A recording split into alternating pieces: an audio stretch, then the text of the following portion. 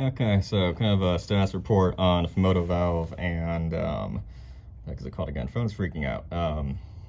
Fumoto valve and rear motor mount sort of attachment.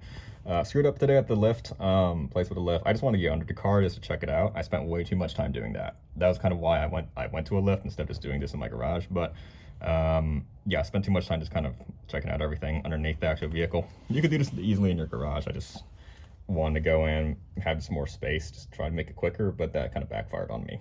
Anyhow, I actually don't have a jack or jack stands yet. I mean, that those are coming, obviously.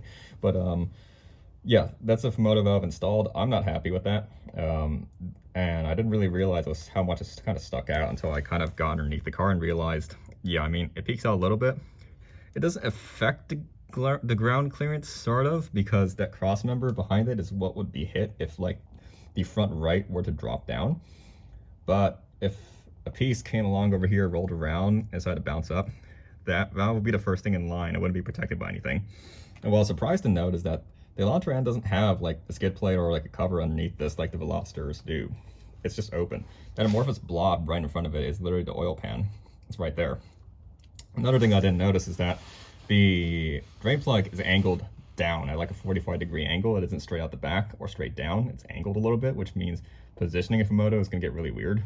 And also with the 106SX valve over here, something about it is that it isn't reversible, where the handle is gonna be sitting on the same side if you reverse it. If I flipped it around and aimed towards the left, that's not how you want it to be set up, because the handle is gonna be easier to get whacked and pulled down. It'll be pulled up basically by anything crossing by it. So aim towards the right is pretty much the only way this works.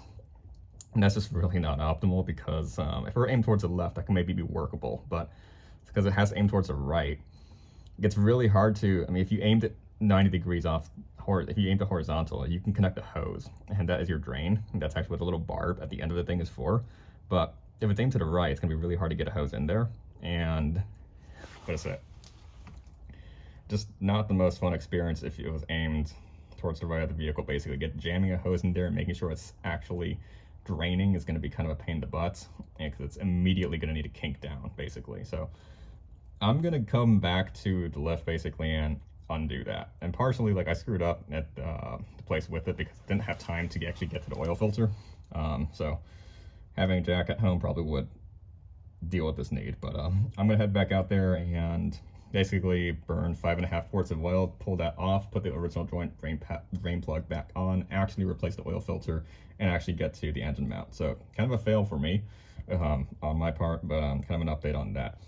I don't think a Fumoto is the best solution. Well, it can work. That's just going to keep me up at night, honestly, just seeing that. So the reason why I was a little hesitant on dealing with a drain plug in the first place, and why I was thinking about using a Fumoto valve, is because this is a drain plug right here. So I pulled it off, and you can see there's a little bit of a washer in front of it, kind of right there. If this thing will, I figure out what it's doing to focus. There we go. So yeah, that's kind of the drain plug over there. You can see a washer in there. That washer is a cross washer, which is supposed to help this interface against the backside of the actual oil pan.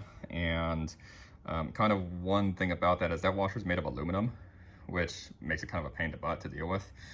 So I'm going to work on what's needed to pull that off. It doesn't just want to slide off right now. I can't pull that off with like my hand, for example. So I'm going to work with that to try to see how that works out. The dealer actually gave me 4 of these along with the filters that they sold me, so I can replace those. I just need to mess around with like popping this thing off. This doesn't want to come off kind of on its own. It's kind of just embedded in there. So we're gonna need to figure out how exactly that works out.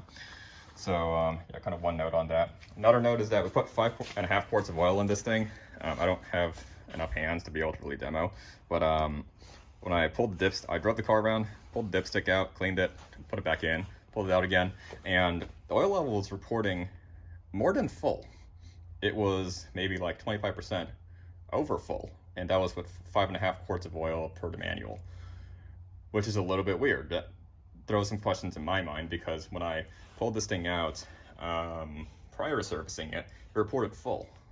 I wasn't over like it just is, because I just filled oil in this thing. So I don't know what's kind of the deal with that, because I would expect you put in the correct amount of oil, and the dipstick should, the F mark should read as you expect if you after you've been driving the car around, obviously, and the engine's warm. Pretty sure that's how they intend on me checking the oil anyways, like with the engine warm. So I don't know what's up with that. I don't know if that means it was over full when I bought the car. I should have checked. I did not. And whether maybe it burned off a little bit of it consumed a little bit, or not quite sure what's going on there. Maybe it was underfilled from the factory. I should have definitely checked when I got the vehicle, but not quite sure what's up with that. It's kind of a weird nuance I found with it, because like the dipstick is reporting like, hey, you put too much oil in there. I'm like, what? Yeah. But anyhow, gonna go get back at it tomorrow, waste some oil basically, and gonna do it right. So kind of an update on how that all went.